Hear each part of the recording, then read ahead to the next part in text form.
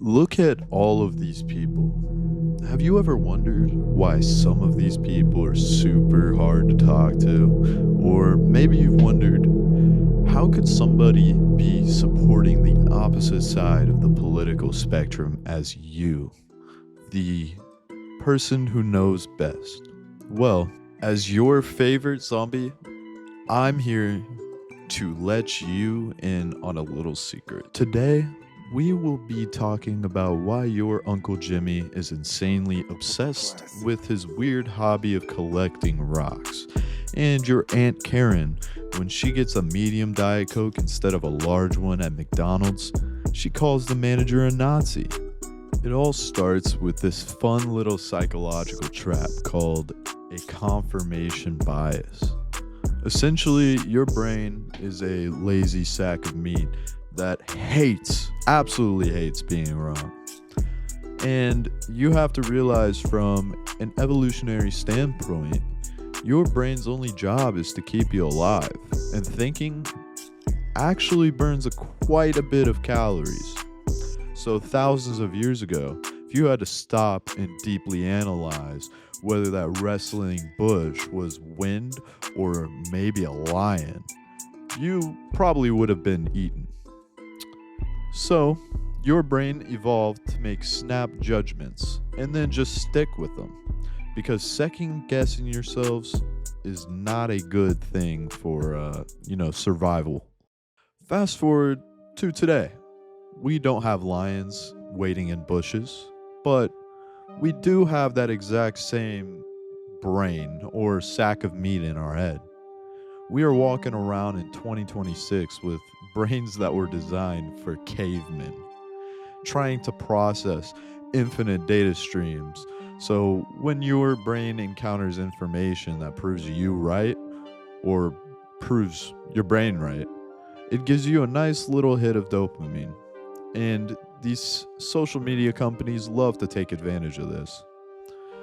When it encounters information that proves you wrong, it literally registers as physical pain. This is why people don't like being wrong or having arguments with other people. When you are on social media, it is trying to help you see challenging viewpoints and new perspectives. Definitely not trying to show you content that you agree with or predicts that you will agree with to keep you hooked on the app. But seriously, the algorithm builds a padded room digitally around your universe, what you think. And it studies exactly what you click on, how long you hover over an image, and whether or not you read the comments. And then it takes all of this data and creates a custom mini micro universe where every single video, article, and comment tells you that you are the certified genius that you think you are. And it seems that the entire world agrees with just you. Well, sorry to burst your bubble, but in the early days of the internet, things were chronological. You just saw your friends, what they posted, when they posted it. Now, you're fighting against supercomputers doing trillions of calculations per second, running A/B tests on your dopamine receptors.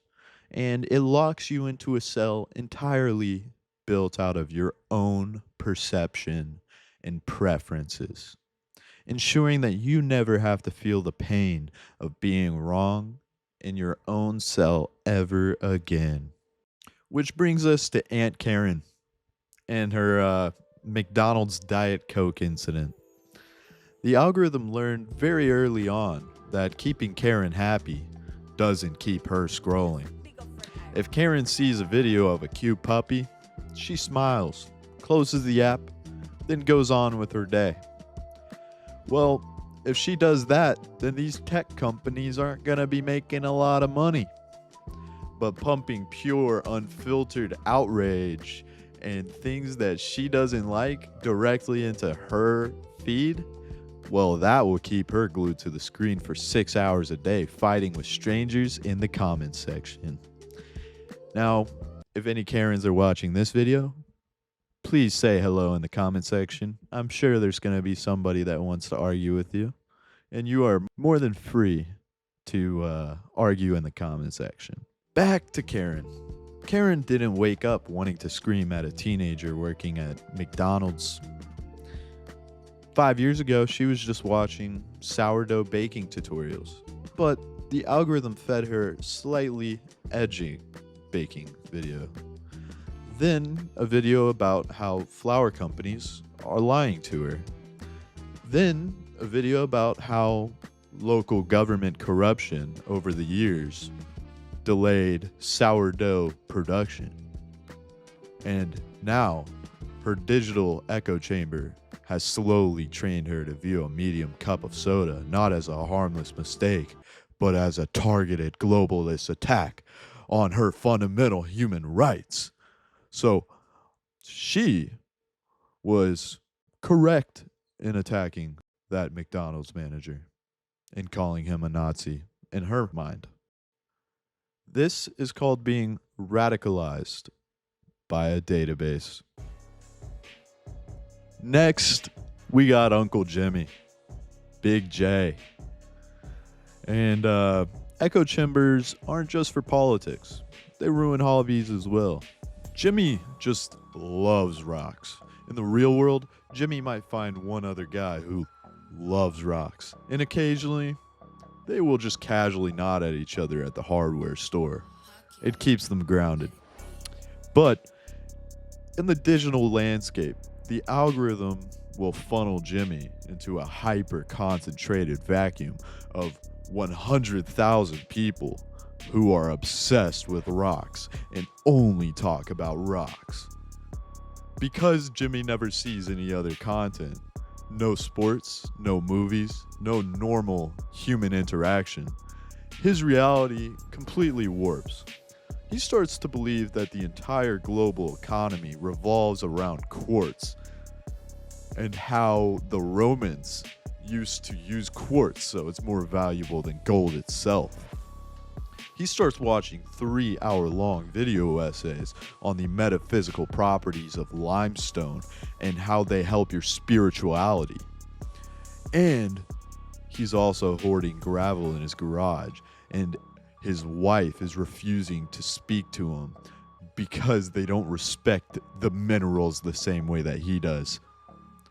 The echo chamber took a completely normal hobby and mutated it into an isolated digital cult where there is a large group of people online who understand and are obsessed with the same thing, but when that comes into the real world, it's going to look completely foreign to everybody else that is witnessing this obsession.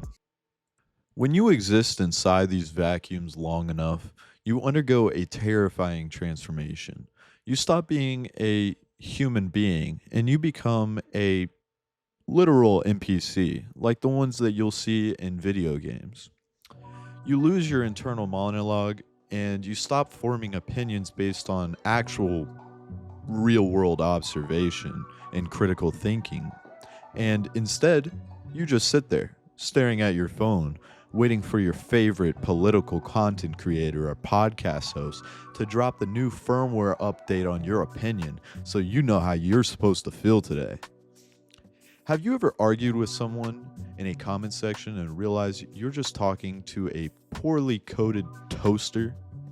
This person doesn't have a unique opinion at all. He is just using a recycled opinion that he heard online. And what these guys are doing is they're just copying and pasting the exact same buzzwords and arguments that they've heard and read 1,000 times on YouTube Shorts. They are just running a dialogue tree that they downloaded from their echo chamber. They aren't really debating you. They are just reading a script that they memorized without realizing they memorized it. The darkest, funniest part about this whole psychological hostage situation is the absolute arrogance of the people that are inside trapped.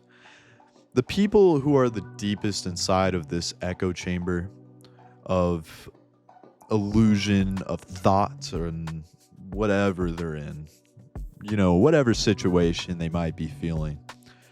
The ones who have completely lost touch with reality, well, these are always the loudest ones, screaming that everyone else is a brainwashed sheep. They will literally sit in a digital room surrounded by 2 million people saying the exact same perfectly synchronized sentence on news media and look straight into the camera and call themselves a free thinker. Well, I think this is a mass hallucination. These people aren't free thinkers. They think they are, but they're not. They think they cracked the code to the Matrix, but in reality, the algorithm just put a slightly different colored VR headset in front of them. So, how do you escape this padded digital room and touch grass? Well, you have to deliberately poison your own algorithm or your For You page. You have to aggressively click on things that make you angry or maybe a little uncomfortable. Watch a video from the opposite side.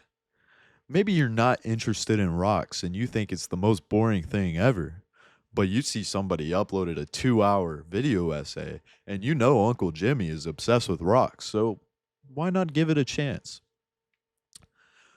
Read an article from maybe a source that you hate, a news site that is just straight propaganda. Give it a try. Look at it and try to think for yourself. See, is this believable? Cross-reference your sources. And remind that lazy sack of meat inside of your brain that the world is a massive, complex place that is full of people who aren't out to get you. They are just trapped in their own padded rooms, their own echo chamber. Now, I want to thank everybody that stayed to the end, and if you made it to the end of this digital lobotomy, please hit the subscribe button, drop a like, and let me know in the comments if you have anything else you would like me to cover. Also, please tell me if you have an Aunt Karen or an Uncle Jimmy in your life. And I guess I'll catch you guys in the next one. Make sure you guys stay undead.